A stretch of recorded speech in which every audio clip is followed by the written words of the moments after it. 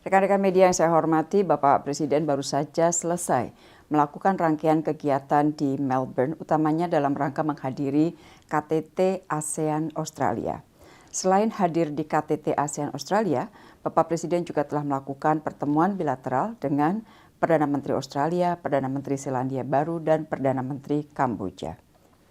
Saya mulai dengan pelaksanaan KTT ASEAN Australia. KTT ini dilakukan dalam rangka peringatan 50 tahun kemitraan ASEAN dengan Australia. Australia merupakan mitra pertama ASEAN dan Australia juga merupakan mitra pertama di mana ASEAN memiliki kemitraan strategis komprehensif. Tema KTT kali ini adalah A Partnership for the Future. KTT itu sendiri secara garis besar dibagi dalam dua sesi. Sesi yang pertama membahas Future ASEAN-Australia Cooperation dan the Three ASEAN Cooperation Pillars. Inti dari sesi pertama sebenarnya adalah membahas Future Cooperation. Sebagaimana teman-teman ketahui, tahun lalu Australia mengeluarkan dokumen yang dipersiapkan atau dibuat oleh Nicholas Moore, dan laporan ini adalah mengenai judulnya Invested Australia Southeast Asia Economic Strategy to 2040 atau biasa disebut strategi ekonomi Australia untuk Southeast Asia, untuk Asia Tenggara. Dan inti dari laporan Nicholas Moore tersebut sebenarnya merupakan sebuah pendekatan baru yang akan dilakukan oleh Australia dalam rangka meningkatkan perdagangan dan investasi dengan Asia Tenggara. Di mata Australia, Asia Tenggara merupakan kawasan yang sangat potensial dengan pertumbuhan ekonomi yang cukup tinggi, kedekatan geografi tentunya, komplementaritas ekonominya, dan merupakan bagian dari upaya Australia untuk melakukan diversifikasi ekonomi. Di dalam laporan tersebut ada 4 hal besar yang akan dilakukan, yaitu raising awareness, removing blockages, building capacities, dan deepening investment. Sementara 10 prioritas atau sektor yang akan diprioritaskan ada 10, yaitu agriculture and food resources, green energy transition, infrastructure, education and skill, visitor economy, healthcare, digital economy, professional and financial services, serta yang ke-10 adalah creative industries. Nah, sebagai implementasi dari pendekatan baru, sebagaimana yang ada di dalam laporan Nicholas Moore tadi, Australia untuk tahun ini telah meluncurkan ASEAN Australia Center. Ini adalah sebagai bentuk dukungan dari implementasi ASEAN Outlook on the Indo-Pacific. Kemudian Australia juga memberikan 55 beasiswa magister dan 55 beasiswa non-gelar di bidang kerjasama AOIP bagi negara-negara ASEAN dan juga Timor Leste, serta penambahan pusat fasilitasi startup Australia di 4 kota di ASEAN, termasuk di Indonesia dan Vietnam. Sebelumnya fasilitas seperti ini sudah ada di Singapura.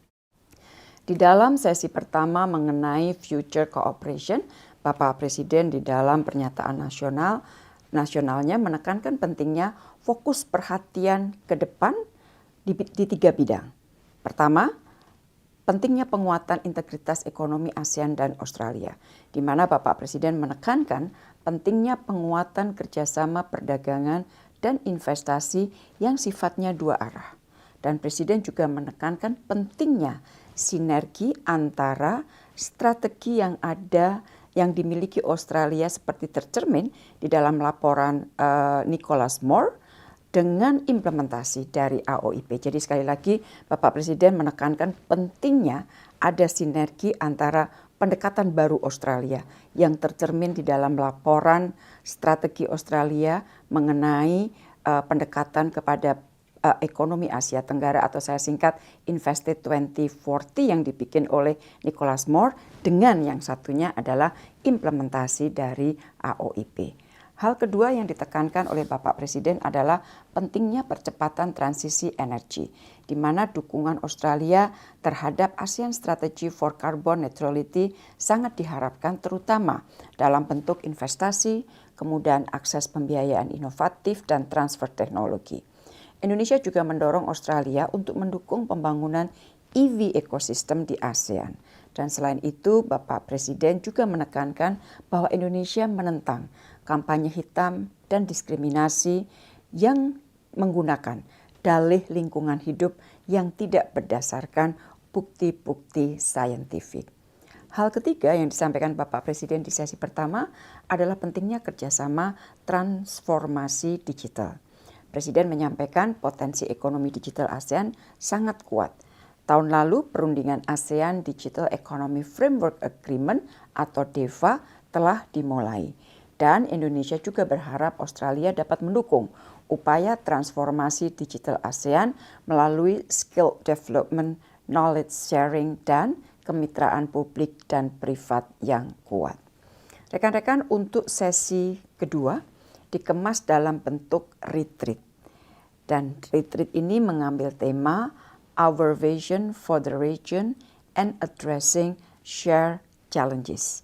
Di sisi ini, isu geopolitik dibahas.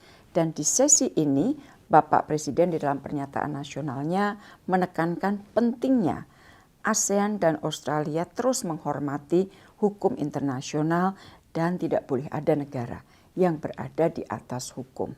Presiden menekankan 3 hal. Pertama, rule-based order harus terus ditegakkan tanpa standar ganda. Yang kedua, spirit dan paradigma kolaborasi harus terus diperkokoh agar tidak terjadi trust deficit. Di sini kerjasama yang sifatnya inklusif sangat penting agar tercipta strategic trust. Presiden juga mengharapkan Australia dapat menjadi jembatan kerjasama ASEAN dengan PIF dan juga dengan IORA. Hal ketiga yang ditekankan Bapak Presiden di sesi kedua adalah pentingnya solidaritas terhadap Palestina dan seruan untuk menghentikan genosida di Gaza. Di sini Bapak Presiden kembali menekankan pentingnya gencatan senjata dan ajakan untuk terus memberikan dukungan kepada UNRWA dan pentingnya two-state solution. Rekan-rekan yang saya hormati, KTT ASEAN Australia menghasilkan 2 dokumen, yaitu Melbourne Declaration, isinya adalah arah kerjasama di bidang politik keamanan, ekonomi, sosial budaya ke depan. Dan dokumen yang kedua adalah ASEAN Australia Leaders Vision Statement, yang isinya adalah visi para pemimpin di dalam menghadapi berbagai tantangan, perubahan geopolitik, geostrategi, dan juga geoekonomi. Rekan-rekan, di sela-sela KTT, Presiden melakukan 3 pertemuan bilateral. Pertemuan yang pertama adalah dengan Perdana Menteri Kamboja. Dan di sini Bapak Presiden membahas 3 hal. Yang pertama mengenai perdagangan investasi. Nilai perdagangan kita dengan Kamboja tumbuh 14,6% tahun lalu. Dan dari segi nilainya sudah melampaui 1 miliar US dollar. Bapak Presiden mendorong peningkatan perdagangan melalui pengembangan konektivitas dan infrastruktur di sektor udara dan laut. Presiden juga mendorong investasi BUMN Indonesia di Kamboja. Hal yang kedua yang ditekankan Bapak Presiden di dalam pertemuan bilateral adalah pentingnya kerjasama dalam pemberantasan TPPO. Presiden mendorong implementasi MOU pemberantasan kejahatan transnasional yang sudah disepakati tahun 2023. Yang ketiga, mengenai ketahanan pangan. Di sini Bapak Presiden menekankan kerjasama mengenai ketahanan pangan sangat penting untuk dilakukan ke depan secara sustainable. Dan implementasi dari MOU pertanian untuk penguatan rantai pasok dan ketahanan pangan kedua negara perlu terus diperkuat. Dengan Perdana Menteri Selandia Baru dibahas 3 hal. Pertama mengenai perdagangan. Di sini Bapak Presiden mendorong peningkatan perdagangan terutama di sektor halal melalui Mutual Recognition Agreement. Yang kedua di bidang transisi energi. Presiden menyampaikan apresiasi atas kerjasama di bidang energi panas bumi, termasuk komitmen pendanaan senilai 15,6 juta New Zealand dollar dari Selandia Baru dalam skema Indonesia Aotearoa, saya ulangi ya, Indonesia Aotearoa New Zealand Geothermal Energy Program atau PINZ. Presiden juga mendorong peningkatan kerjasama di bidang pengembangan energi geotermal dan transisi energi di Indonesia. Yang ketiga, kemitraan di Pasifik, di mana Bapak Presiden mengapresiasi dukungan Selandia Baru terhadap implementasi AOIP dan mengharapkan Selandia Baru juga mendukung peningkatan peran Indonesia di kawasan Pasifik melalui PIF. Presiden juga mendorong kerjasama trilateral dengan Selandia Baru dan negara Pasifik lainnya di bidang pembangunan sejalan dengan visi Pacific Elevation Indonesia. Dan terakhir, Bapak Presiden juga mengundang Selandia Baru untuk menghadiri World Water Forum yang akan diselenggarakan di Bali pada Mei tahun ini. Pertemuan bilateral ketiga yang dilakukan Bapak Presiden adalah dengan Perdana Menteri Australia. Di sini Bapak Presiden mengangkat 4 hal. Yang pertama mengenai peningkatan kerjasama bilateral. Tahun ini kedua negara memperingati 75 tahun hubungan diplomatik dan Presiden menyambut baik MOU on EV collaboration antara kedua negara yang telah ditandatangani tahun lalu dan mendorong implementasinya guna dapat memperkuat kerjasama rantai pasok mineral kritis dan kendaraan listrik. Terkait dengan nikel, Presiden mendorong kolaborasi kedua negara dalam menghadapi situasi pasar global. Presiden juga menyampaikan Indonesia berencana untuk membuka kantor perwakilan BNI di Sydney untuk meningkatkan kerjasama di sektor keuangan. Beliau juga menyambut baik penandatanganan MOU antara otorita IKN dengan National Capital Authority Australia yang dilakukan pada 27 Februari yang baru lalu dan mengundang sektor swasta Australia untuk investasi dalam pembangunan IKN. Hal kedua yang ditekankan Bapak Presiden adalah pentingnya penguatan kerjasama perdagangan. Presiden menekankan bahwa penguatan kerjasama harus dilakukan dua arah. Dan dalam konteks ini, beliau mendorong pentingnya kerjasama bidang biosecurity untuk produk-produk Indonesia, utamanya untuk buah-buahan dan perikanan. Yang ketiga, Presiden menekankan pentingnya penguatan people-to-people contact. Bapak Presiden menyambut baik animo pelajar Australia yang menjadikan Indonesia tujuan favorit dalam skema New Colombo Plan dan mengundang lebih banyak lagi pemuda Australia untuk berkunjung dan belajar di Indonesia. Hal keempat yang disampaikan Bapak Presiden dalam pertemuan dengan Perdana Menteri Australia adalah pentingnya kerjasama kawasan, di mana Bapak Presiden mengapresiasi dukungan Australia terhadap keketuaan Indonesia di ASEAN, termasuk partisipasi aktif dan dukungan Australia dalam ASEAN Indo-Pacific Forum.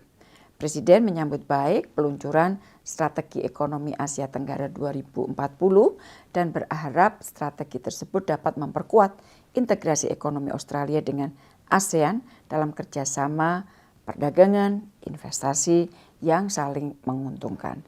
Dan yang terakhir, Bapak Presiden juga mengundang Australia untuk hadir di World Water Forum di Bali bulan Mei. Rekan-rekan, itu tadi hasil kunjungan Bapak Presiden ke Melbourne. Sementara untuk saya sendiri, saya telah melakukan pertemuan bilateral dengan Menlu Australia Penny Wong dan membahas berbagai hal, antara lain mengenai kerjasama transisi energi, kemudian tindak lanjut MOU mengenai mekanisme bilateral yang sudah ditandatangani tahun lalu. Kemudian saya juga menyampaikan pentingnya kita mengangkat barrier-barrier non-tarif. Dalam hal ini saya juga sampaikan mengenai masalah pentingnya kerjasama dalam konteks biosecurity, terutama untuk ikan dan buah-buahan. Kemudian karena Plan of Action dari Indonesia Australia CEPA, Comprehensive Economic Partnership Agreement, akan selesai tahun ini, maka saya sampaikan kepada Menlu Penny Wong, kedua tim harus duduk untuk mulai mendesain Plan of Action untuk tahun 2025-2029. Karena Plan of Action tahun 2020-2024 sebentar lagi akan selesai. Selain itu, saya juga tekankan di dalam pembicaraan mengenai pentingnya sinergi antara implementasi dari AOIP dan juga pendekatan baru Australia Southeast Economic Strategic 2040 yang tadi saya sebutkan. Dan di dalam pertemuan bilateral tentunya kita bicara mengenai masalah Gaza, di mana saya juga tekankan agar kita semua memberikan dukungan terhadap kerja UNRWA. Setelah bertemu dengan Menlu Penny Wong, saya juga bertemu dengan Menlu Bayangan Australia, Simon Birmingham, yang membahas mengenai masalah situasi kawasan dan global serta hubungan bilateral antara Indonesia dan Australia. Selain itu saya juga berkesempatan untuk berdiskusi mengenai berbagai tantangan isu kawasan dan dunia dengan Hervé Lemahieu, Director of Research dari Lowy Institute. Lowy Institute ini merupakan think tank di Australia. Demikian rekan-rekan, dari Melbourne ini Bapak Presiden setelah selesai pertemuan akan langsung kembali ke Jakarta dan insya Allah akan tiba di Jakarta 6 Maret malam hari. Terima kasih.